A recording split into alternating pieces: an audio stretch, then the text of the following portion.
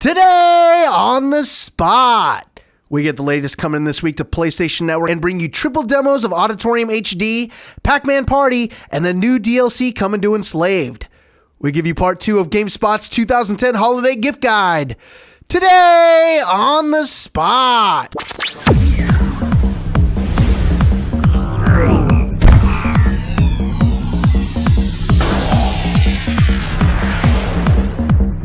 Welcome, ladies and gentlemen, to another episode of Today on the Spot. I'm your host, Chris Waters, joined by Sean McInnes here on Saturday, November 13th. Sean, what's happening? Not much, Chris. I've just been observing you dancing all day long. That's true. Reviewing these Connect dance games. That's right. My full body has been getting tracked.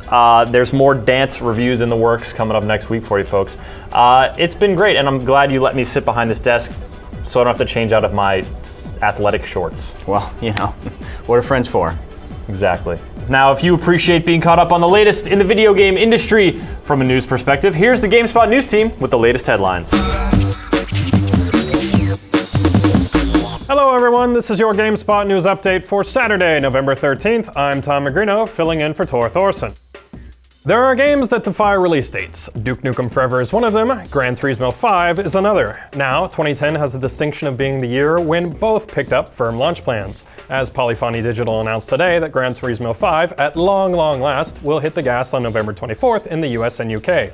And while some of you may be thinking, that's 2 weeks away, Tom, things can still go awry, I'm here to tell you they probably won't. When it ships, the oft-delayed PlayStation 3 exclusive racer will feature more than 1,031 vehicles, 71 racetracks, and a 7-minute long, albeit pretty sweet, intro cinematic. And, surprisingly enough, Gran Turismo 5 wasn't the only "wow, that game isn't out yet" title to receive its shipping orders this week. Rockstar Games announced Team Bondi's LA Noire will make its bow on the 360 and PS3 during the spring of 2011. That's some 6 years after it was first teased at E3 2005, but who's counting? For those who need the scene set, imagine a gritty office, lots of rain-pelting windows, hard-boiled detective at the table. The year is 1940, the place is Los Angeles, there's a seedy underworld, and you must navigate its smoke-filled rooms to untangle a web of vice, corruption, and crime. There are dames and fedoras. It's all very dramatic. Look for it next year. Alright, that does it for today. For more on these stories and other news headlines, head on over to news.gamespot.com. All right, folks, a lot of great stuff is coming to PlayStation Network this week. I know a lot of people are talking about this new game called Horde, but that's not the only thing. Let's see what else is happening this week on PSN. This week on PlayStation Network. In downloadable games, start off with Crescent Pale Mist. Blast away with volatile magic known as Pale Mist. Charge into 6 chapters of non-stop side-scrolling action, taking out would-be assassins, hard-hitting sorcerers, and supernatural monstrosities. For PSP, check out Monster Jam Path of Destruction. Bigger, bolder, and badder, get ready to challenge 28 of the top monster trucks and battle in real Monster Truck Jam events, including stadium racing and freestyle competitions. Enjoy bonus modes such as Circuit Race, Time Crunch, Gate Rush, and Team Race. Win events and do big tricks to level up and unlock new trucks, parts, and stadium venues.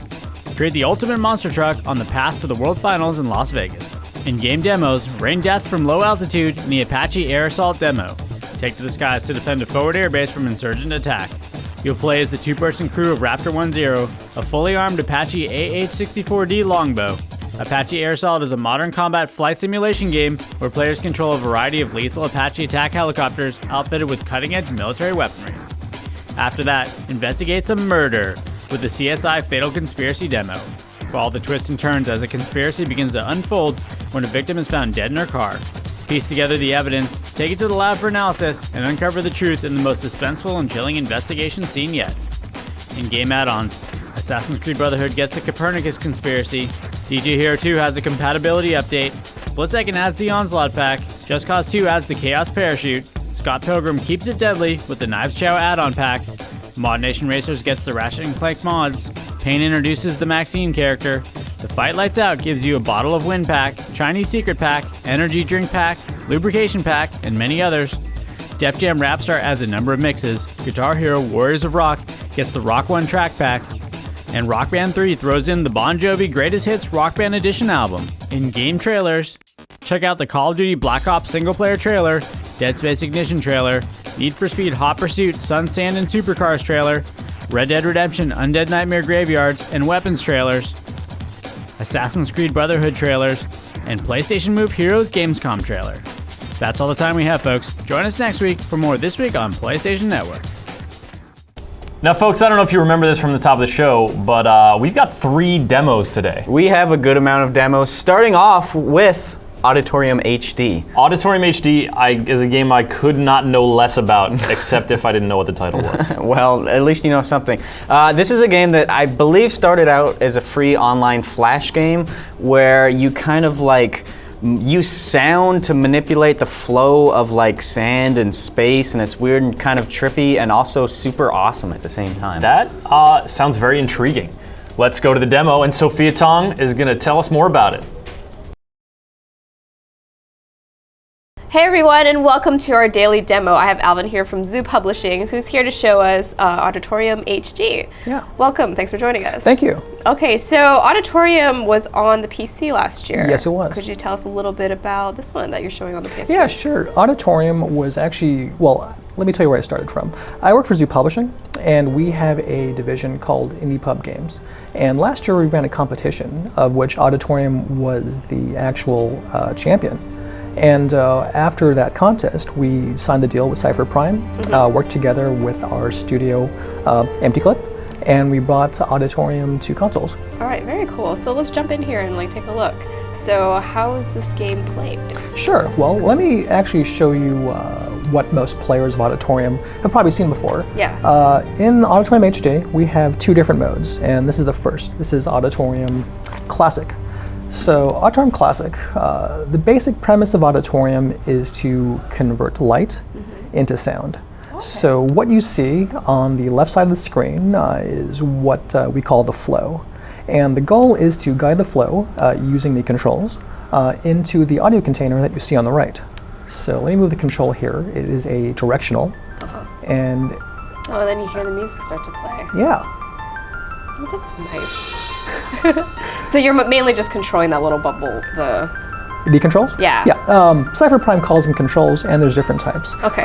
When we start off, it's like, I'll just do another level here. Yeah. We show off the directionals. So using the left analog stick, I actually can move the control, and with the right analog stick, I can adjust the influence. So let me fill up this container, and these are very basic introductory levels, but the game falls under the premise of easy to grasp, hard to master. Yeah. So let me skip over to the hard to master ones, and there's colors. Yeah, there's colors. So let me actually go to something else. Like here, we're further in the game, so we've introduced the concept of directionals. We also have the color sphere. And in this, we have an obstacle called a splitter. So let me actually... It's a little bit of physics. A little bit of physics going on. But here we go. So I actually... The splitter is changing the flow, which is blue, and pushing it through the purple color sphere, filling the bottom right audio container and the upper right audio container, and as you can see, we're done. Nice. So these are the levels that were included in the PC game originally. Oh yeah. So Auditorium Classic, as we're calling it, had 72 levels and different tracks, different music. But for console, we wanted to do something different. So we collaborated with Cypher Prime. They came up with 78 new levels. Okay. And this is now called Auditorium Modern, and this is completely brand new. No one's seen it before outside development. And so I'll give you a peek of some of the levels that you'll see. Yeah, I want to hear like a full orchestra. Full orchestra. Okay, well, here I am with a new level, and I think you're going to get a simple melody. Yeah. And this is also Move compatible, I see that. Oh yeah, so the Move, what you get to do with the Move, like here I have 3 different controls. What I would be able to do with the Move is, as opposed to using these shoulder buttons to switch back and forth, I would be able to use the Move and pick the particular control that I wanted. Oh, okay. Are there new features? Oh yeah, so apart from the high def graphics that Auditorium HD brings, you also have 3D support. Ooh. So if you have a 3D HD TV, we bring a very subtle complementary effect to the game. So I guess the more complicated the level is, the more layers you get with the... Yes. Okay. So I don't want to show something too complex and then solve it. Oh yeah, that's true, because it is a puzzle game. Yes, so let me just show you this is the last track, and hopefully no one at Cypher and G-Clip minds, but I'll just show this. Here you're going to see 5 different controls. You have the portals in place. You have... and the game kind of teaches you as you go, like what the things mean and like. Definitely. Yeah. Okay. So this is just a peek of like what you have. What you have to deal levels. with at the end. Yeah. Okay. So if people have played through Auditorium, I'm pretty sure they'll have a lot of fun playing through Auditorium Modern. All right, great. So when does the game come out and on what platform? It comes out November 23rd on PlayStation 3 via PSN. All right, great. Thank you so much for coming by. Oh, I'm glad to be here. Thank you. All right, and that was our look at Auditorium HD. Now on with the show. Chris, they say there ain't no party like a West Coast party because a West Coast party continues for a really long time. I don't think it really ever stops. But I understand that a Pac-Man party is a lot of fun as well. I mean, aside from all of the power pellet eating and ghost chasing and running from, I mean, there's just a lot of ways you could go. Fruit is served. Exactly. There's a lot to do at a Pac-Man party, but in order to find out everything going on, let's check out the daily demo right now. Hey everybody, it's Ricardo, and I am here with Robert Johnson from Namco Bandai Games, who's brought by Pac-Man Party for the Wii, which is a unique take on Pac-Man. So Robert, tell us about this game. Sure. Pac-Man Party is a wonderful collection of mini games and also a very big story game. We have 5 different modes of play. We have a single-player story mode, which allows you to play Pac-Man, and your goal is to basically protect Mr. Cookie's secret recipe. We also have party mode, which allows you to play with up to 4 different players, and you can play any of the different worlds here. And it's like a board game where you go around and you collect different properties, you build castles on there, and then you battle against other players to try to collect rent. And we have minigame mode, which allows you to play any of the 50 plus minigames that we have in the game at any time. Everything's unlocked, so there's no waiting. We have an in-game reward system, sort of like achievements that you'd find in other systems, that allows you to unlock different pictures and concept art that's in the game. And we also have a bonus section, which is the classic games, which allows you to play the very original Pac-Man arcade game, Dig Dug and Galaga. All right, well, so for our purposes, why don't we go ahead and hop into the minigame mode and have a look at what we've got. So you said 50, hey? Yeah, over 50. And like I said, they are accessible at any time, so you don't have to unlock anything at first. All right. When you go through here, you can choose any of the 8 characters. You'll see the original Pac-Man, Blinky, Clyde, Inky, and Pinky, and then you'll also see 3 new characters, Patra, Wolfa, and Roger. And so it seems like everybody's gotten kind of a makeover. Everybody has a brand new makeover for his 30th. He's grown. Had some work done. And so these 3 new characters, I'm assuming we're going to find out about them in the story mode. They're newcomers. You learn more about them in the story mode. There's a stage or a level, and each one of those levels has introduced you to that character and how they interact with Pac-Man and fit into the storyline. Cool. All right, so we've got 50 of these, so pick us some good ones. Sure, we're going to start off, I think we're with the game called Frantic Furnace here.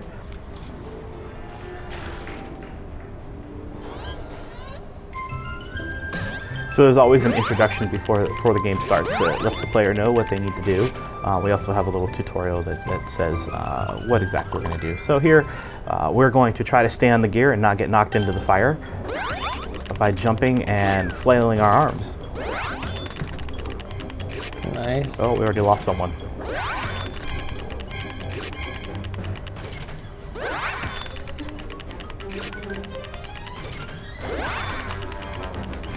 And it gets harder and harder as you progress.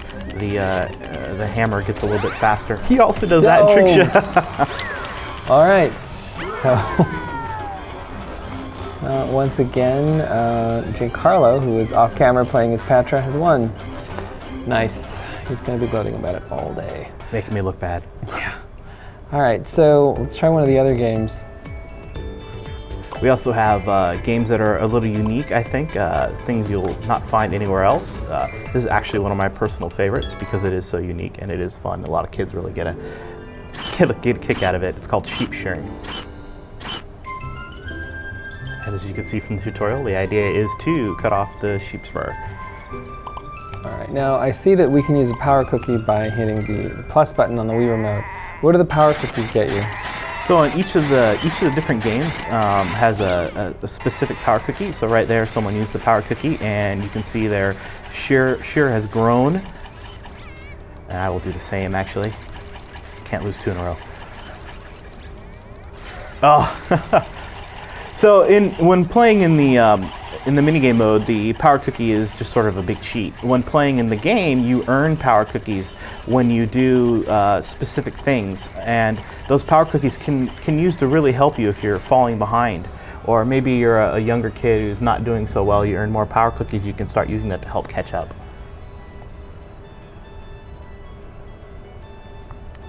All right, and so we've seen some pretty unique uses for the Wii Remote. What else you got? We also have, well, it is his birthday, and we have to do something to celebrate. So we have one last game here I wanted to show you, which is gummy catapults. And what we're going to be doing is flinging gummies on top of his birthday cake. All right. So here we're going to be using the Wii Remote and trying to get as much power as possible to get on the top level of the birthday cake.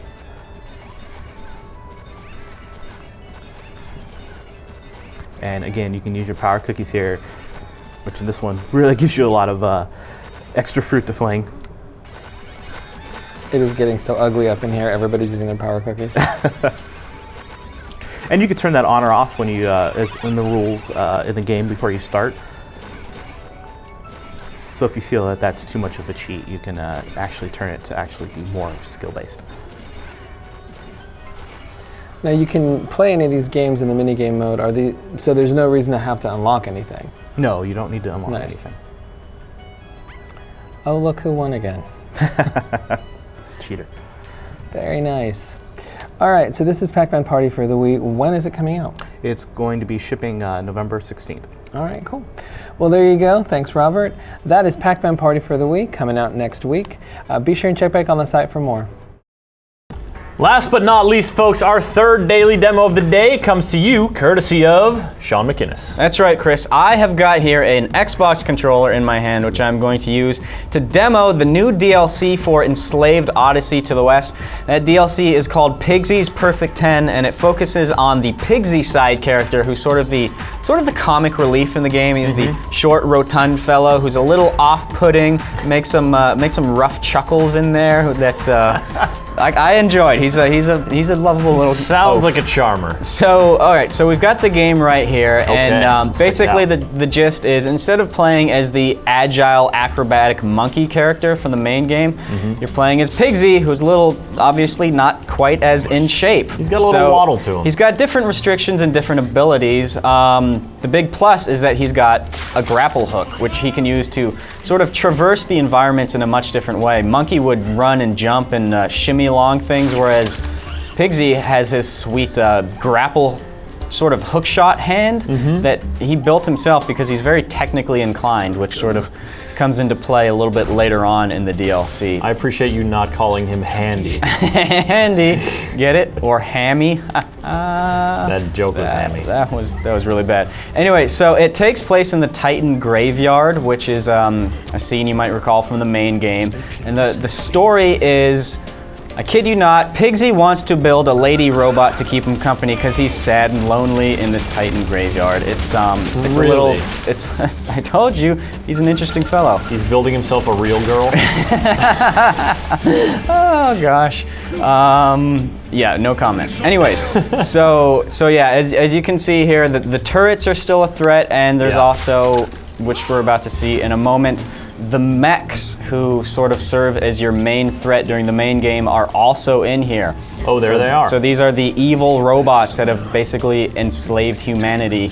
And even though this seems to be a little bit more lighthearted and jovial of a story, they're still in there. They're still in there trying to kill you. They're still trying to keep you from building your hot robot lady friend. Why are they so jealous? You just want to be happy. You just want to be happy. So in terms of combat, one of the big differences with Pigsy's Perfect 10 is that you're not like a super tough guy like Monkey is. You can't run up and just bash these robots to death. If I ran up to one of these mechs, I would die almost instantly. Yeah, they've got gnarly blades on their arms. So what you have to do is you have to be a little bit more clever. You have to hide from them, and hide behind cover here, and then move yourself into an advantageous position to pick them off from afar with your sniper rifle, which, in the main game, Pigsy was sort of your buddy in combat because he used that sniper rifle to help you out while you were on the ground. But this time, You're the man. He's looking out for number one. Yeah, exactly. So it makes it feel a little bit more like a third-person shooter in a few ways. Yeah, I shot the brain right out of that dumb robot.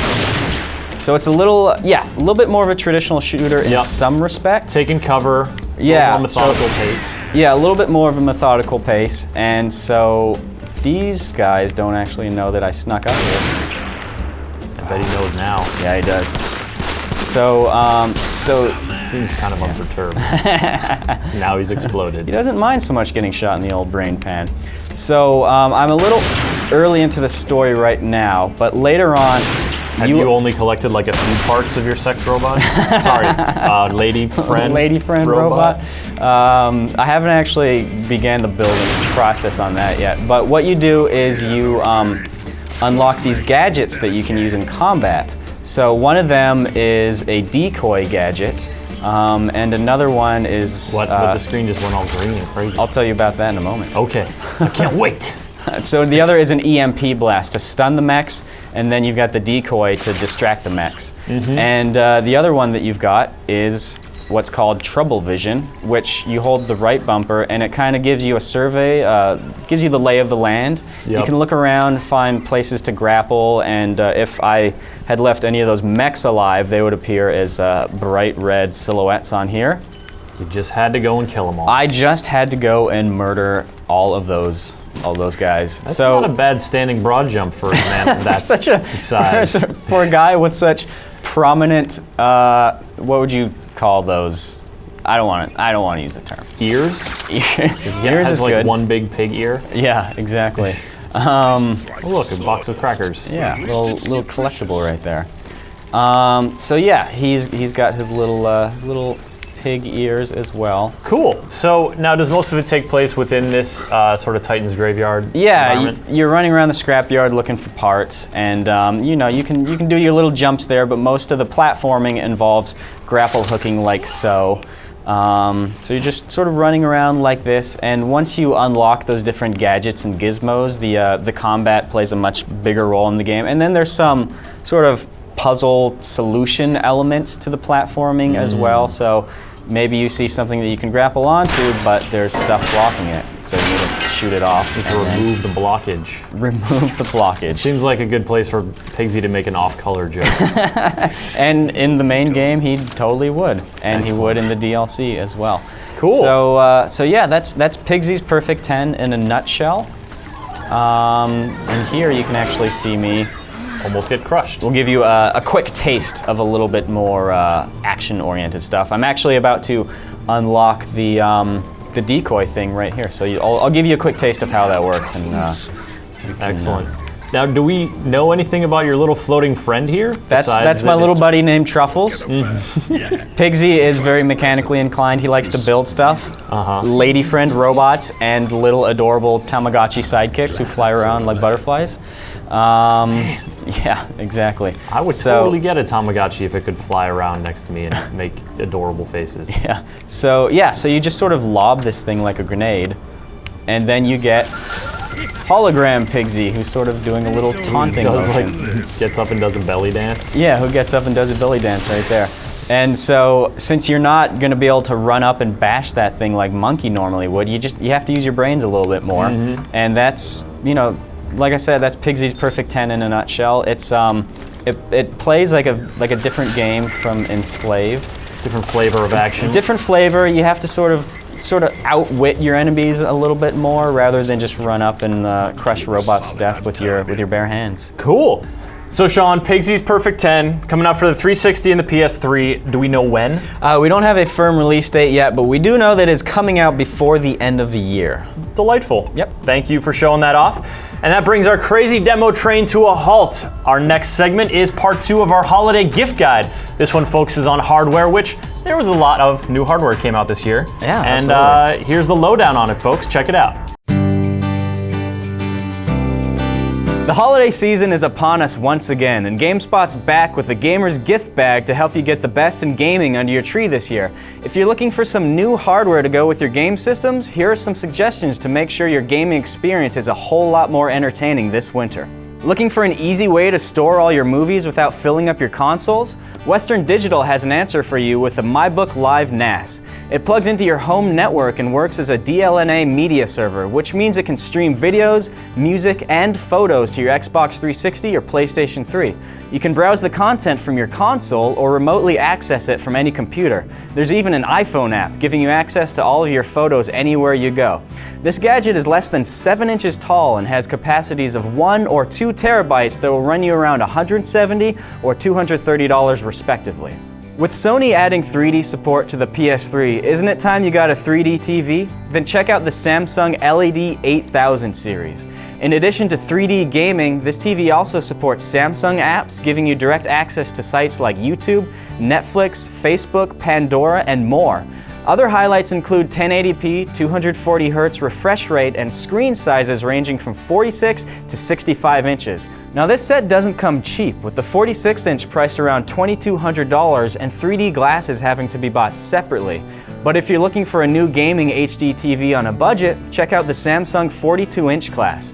It's a 720p plasma set with a 600Hz refresh rate and 1 microsecond response time, which means you can't blame the TV for any lag in your games. Best of all, it's only $500. Speaking of gaming on a budget, Dell has a laptop that won't break the bank. The Alienware M11X starts at just $800 and packs a GeForce GT 335M video card, making it able to run pretty much any game out there. Configuration options will give you up to 8 GB of RAM and a Core i7 640UM processor. But if you don't think that one will keep up with your gaming needs, take a look at what Sager has to offer. The NP7280 can be configured to meet the needs of the most demanding gamer. Turn the dial to 11 and you'll get an Intel Core i7 980X processor, dual GeForce 480M video cards in SLI mode, 12 gigs of RAM, and 3 hard drive with RAID options. If that much hardware still doesn't give you the speed you want, well, it'll at least keep you warm on a cold day. Now, how about sound systems? You're not still gaming on your TV's built-in speakers, are you? Well, time to move up to dedicated surround sound with the Onkyo HTS 3300.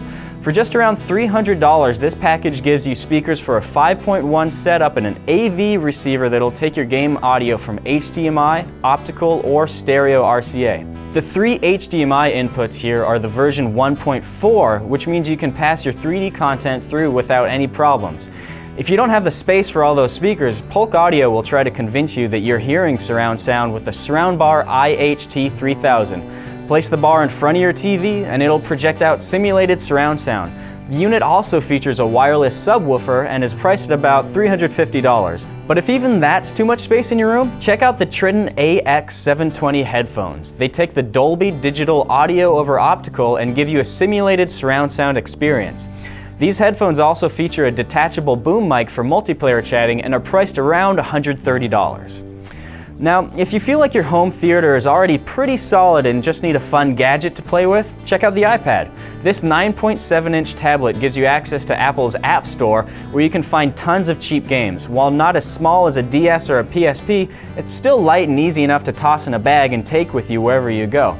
The iPad starts at about $500 or $630 if you want to use it with a 3G data plan, which is sold separately.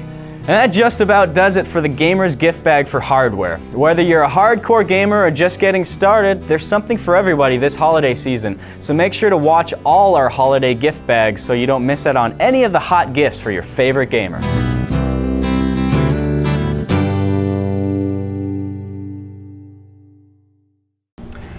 Folks, you know our epic PC Saturday show is drawing to a close when it's time for trivia. This week we're giving away download codes for Auditorium HD if you can answer this question. How many levels does Auditorium HD have in total? If you think you know the answer and you want to get your hands on one of the codes, PSN codes by the way, for the PlayStation Network, send us your answer using the module on the side of the page or shoot us an email to onthespot@gamespot.com. And with that, our show comes to a close. Thank you for sticking with us through all those demos, all that this week. So much video game content, I'm surprised your eyes haven't burst yet. Mine have. Look, no eyes left. Don't joke about that. Okay. That's horrifying. Folks, thanks for joining us. For everyone here in the GameSpot studio, I'm Chris Waters. And I'm Sean McGinnis. Have a great weekend, y'all.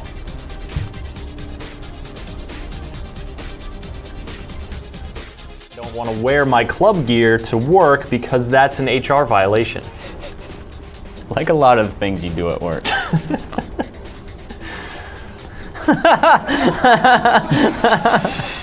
Fart. Well, you're 6. 6 years old.